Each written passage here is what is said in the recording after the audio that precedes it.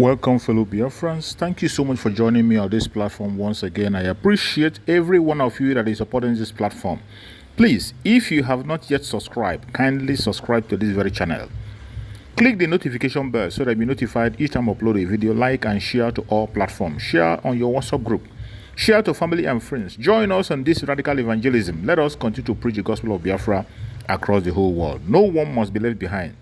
Our Supreme Mazi Nnamdi Kanu gave us a charge that we must carry everybody along. That is exactly what we are doing. Fellow Biafrans, remember in this channel, Biafra Exodus Hard Talk TV, we bring information to your doorstep.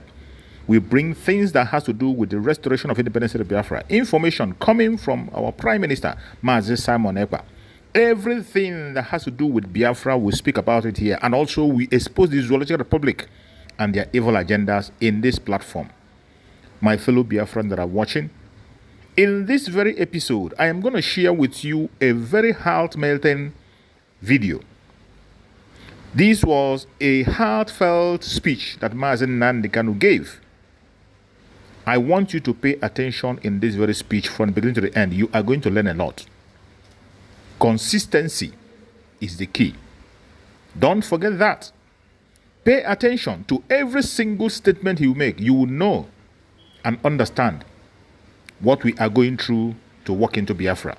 You will know what our Prime Minister, Mazi Nnamdi, is going through.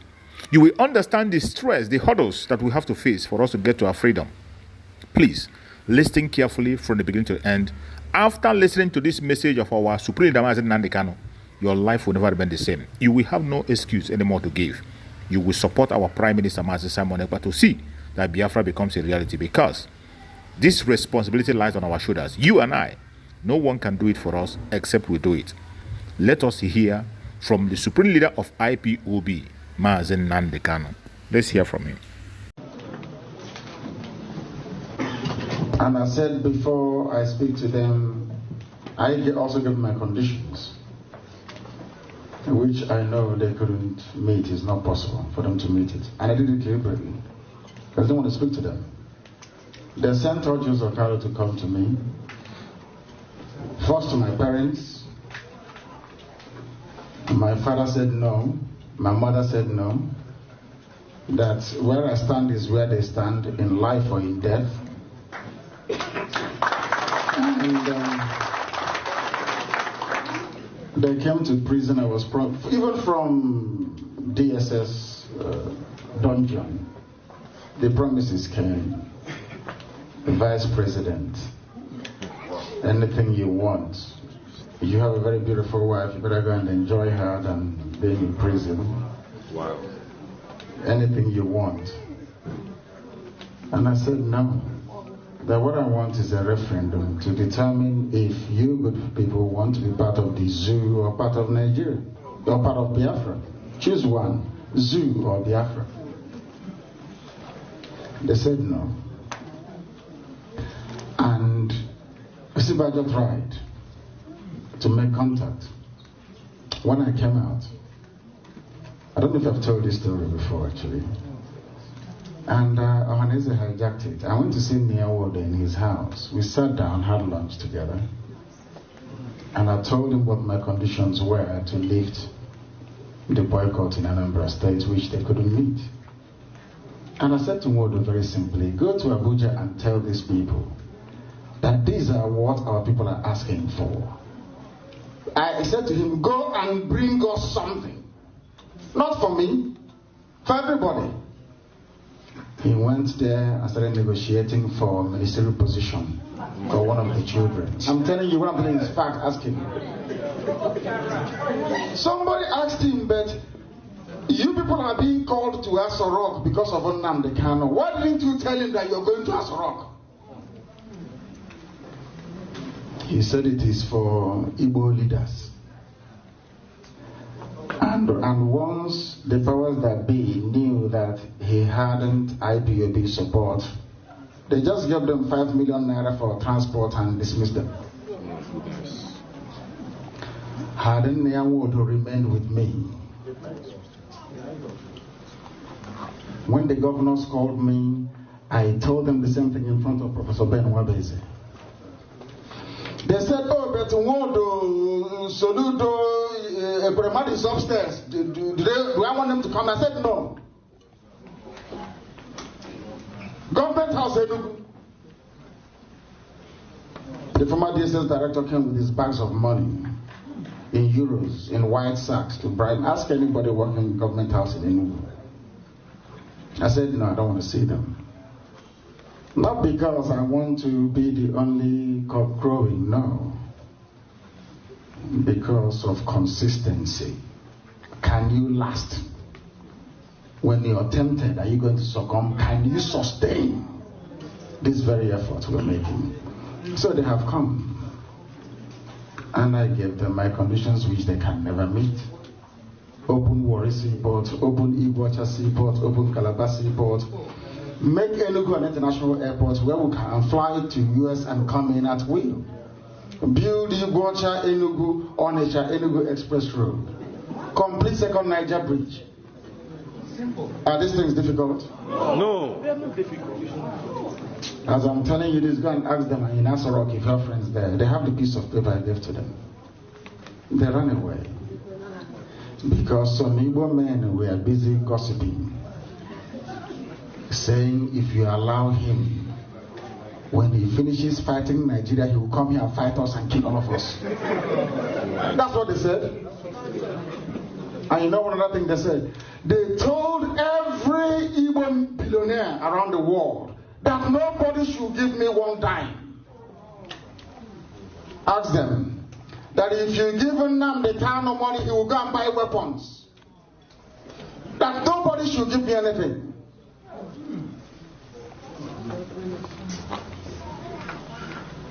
I'm going to Haina Gabiga, you won't believe it. That we are here by the grace of Elohim, not by any of our strength, to be honest with you. Any day we are serious, the world will know. How do you want Canada to regard the Biafra referendum or even USA? The people that the ambassador knows are the governors, or maybe Hanese. Did you people not hear that British government went to Biafra land when I was in prison? Oh my goodness. The British High Commissioner was touring everywhere. When they wanted to kill me, went to a of Onitsha and asked him, what do we do to Nnamdi Kanu? That one said you can kill him if you want. They went to Atusia. Atusia told them you can never touch him. If you touch him, this person will burn.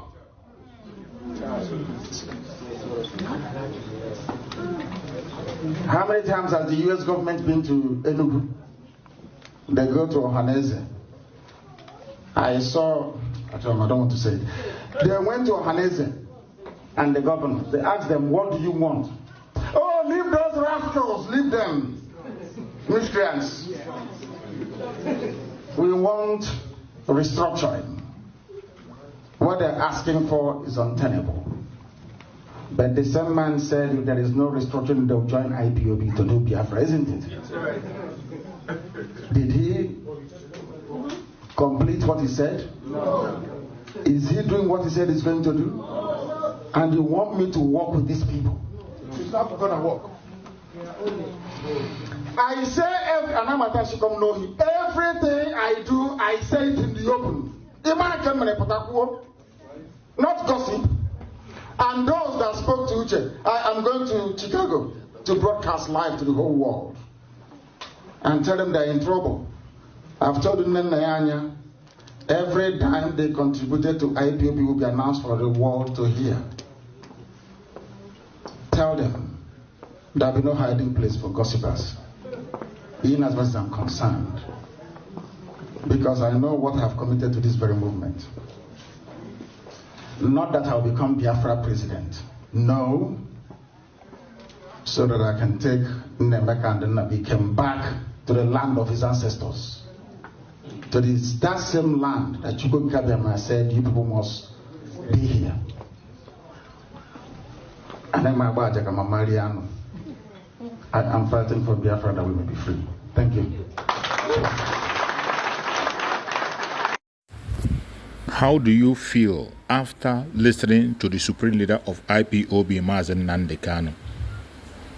His words are very solid, sincere, and from the heart. You can agree with me that Mazi Nnamdi Kanu has just said it all. What reason do you have not to support Biafra? What reason do you have? What excuse are you going to give for not supporting Biafra? It is either Biafra or nothing. Wherever you are today, you must stand up and speak up for Biafra. You must stand up, rise up for Biafra. The time is now. There is no time to waste. There is no other place for you to lay your hope except in Biafra. And we must do the needful now that we have the time. Before I end this program, I want to share with you another video also made by another son of Biafra, a Biafran child, a Biafran soldier, who has now become a mirror in the world, Philip Emegbali. Let us hear what he had to say. And then after that, we can be able to round up, share this video to all platforms for the information to be circulating to everyone. And about 500,000 women and children died in Biafran refugee camps. I survived 2 years in Biafran refugee camps and survived 6 months of bloodbath near the Oguta war front. I survived a war that was described as Africa's bloodiest war. Biafra was located in the southeastern region of Nigeria, West Africa. My family of 7 children lived in 6 refugee camps within Biafra. For 2 years and 3 months, onward of April 1967, my family lived in refugee camps in the Biafran cities of Onitsha, Ogidi, Oba, Oka, Oketiti, and Ndone. Russian Ilyushin bombers and MiG fighters were bombing and strafing our neighborhoods of around 14 Mba Road, Onitsha, Biafra. On my 14th birthday of August 23, 1968, my postal address was Chukura Philip Emeagwali, St. Joseph's Refugee Camp, Oketiti, Biafra, West Africa. On the cover of the Time magazine that was dated August 23, 1968, is an artist's portrait of Colonel Ojukwu, the leader of Biafra. The cover story of that issue of Time magazine was titled Biafra's Agony. For us, the agony was real. Half of the refugees at our St. Joseph's refugee camp, Oketiti, Biafra, were living skeletons. My father, Nnameka James Emeagwali, was the live-in refugee camp nurse at St. Joseph's refugee camp.